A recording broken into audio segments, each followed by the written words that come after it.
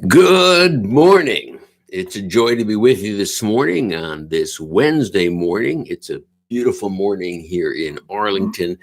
And the birds have not yet found that I just filled the feeder, but I imagine give them a few minutes and they'll be hot at it. This morning I'm drinking a little donut shop coffee from Cameron Coffee, a local roaster in Shakopee, Minnesota.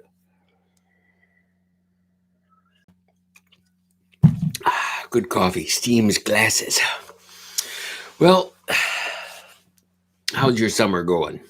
Mine went by really fast. It's hard to believe it's August already, and that soon school will be starting. College has already started for some, and they're packing and getting ready to go for others. And it's time to get back to church, time to come back to worship.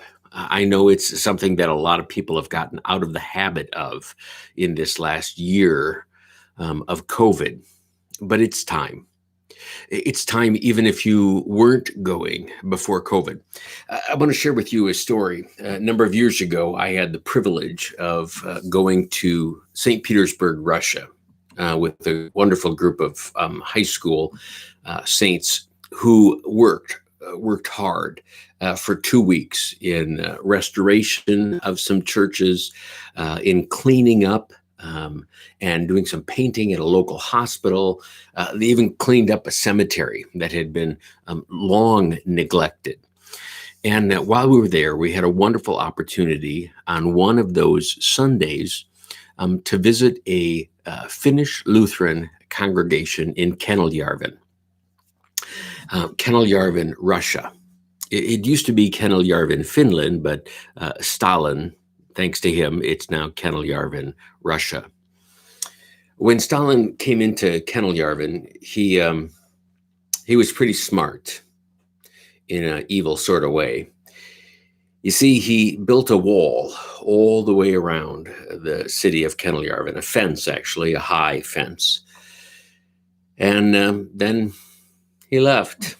And people wondered about the fence, and some even tried to take it down. And soon he returned and built a second fence, about 12 feet outside the first fence, all the way around the city. Then eventually he went into the city and took all of the people of Kennel-Järven, drove them from their homes, and put them in between these two fences in this giant loop that surrounded their city.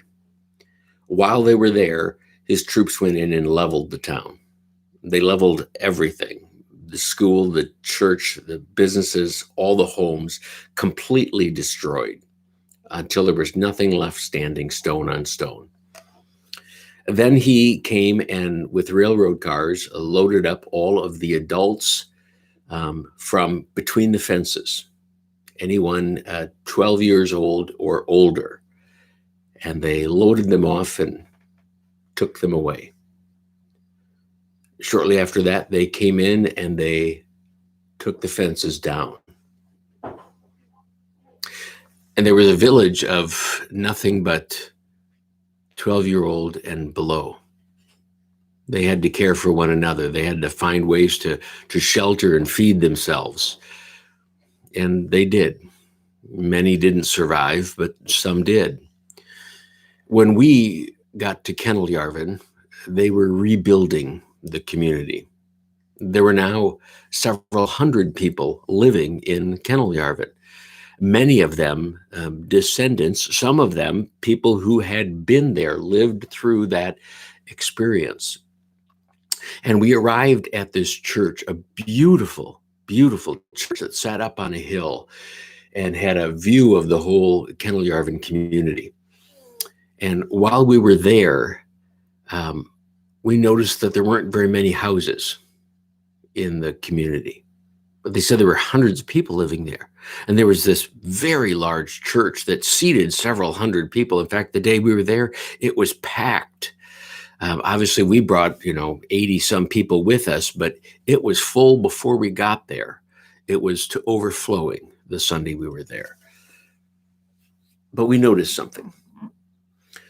Everyone in the church was either 80 years and older, or they were about 10 years and younger. See, the church had been lost to a couple generations of people. The old saints remembered the days of worship, the days of gathering together with the saints in the church, and they returned to the house of the Lord. The children came with their grandparents and began the tradition again of going to the house of the Lord. But do you remember I said there were only a few homes? The homes were packed with people. The homes were built over a long period of time because they excavated the stones of the foundations of the old homes and used those stones to build the new foundations so that the city would be built on the foundation of those who had come before them. But the first building they built in the city was the church. Before they built any homes, they built the church. Once a church was in place and worship was being held at the church, they started building the homes. See, that was the priority. The church was everything. It was the center of life. It was where they went to find support and hope.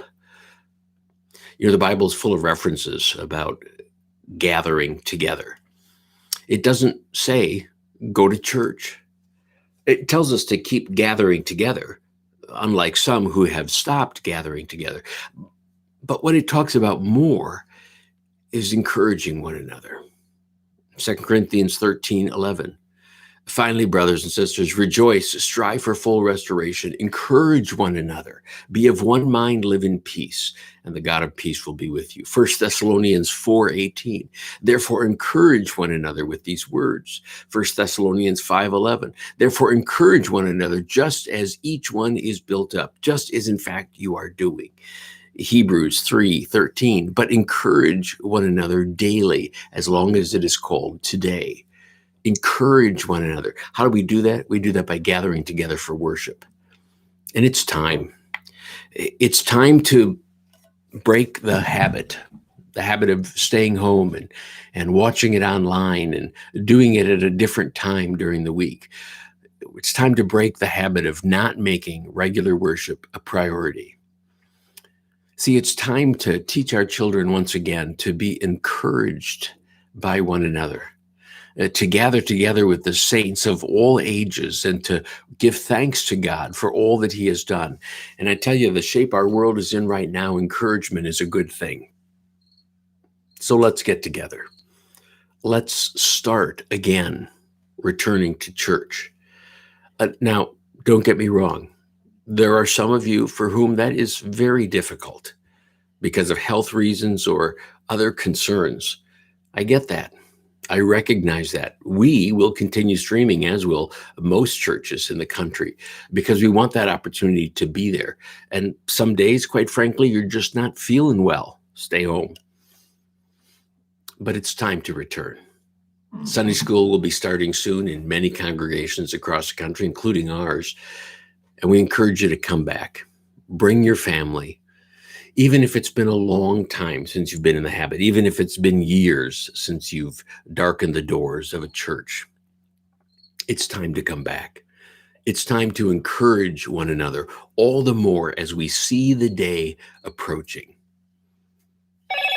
So, well, how about that? It's time for a phone call. Well, I guess that means it's about time for us to end our chat this morning. I hope your cup of coffee is warm. Mine is, I know that. And I hope you will be in church next Sunday. Hey, don't forget, for many churches, the big kickoff of fall events happens the Sunday after Labor Day, as it does here with the blessing of the backpacks and our big fall kickoff. So we'll save you a pew. And as they used to say on the old Motel 6 commercials, we'll leave the light on. So come on in. Well, that's it for today. I hope you're having a great day. I hope you can share this video and others in our series. By the way, thanks to the 104 subscribers, you can now find us at youtube.com/C for channel/Peace Arlington. So there you go. Pass it on. Hey, have a great day, and we'll see you here soon. Well, I mean, you'll see me here soon because you do know this isn't a two-way camera. I mean, I'm not spying on you, however cool that might be at times, but no, it's anyways, it's time to go. Goodbye.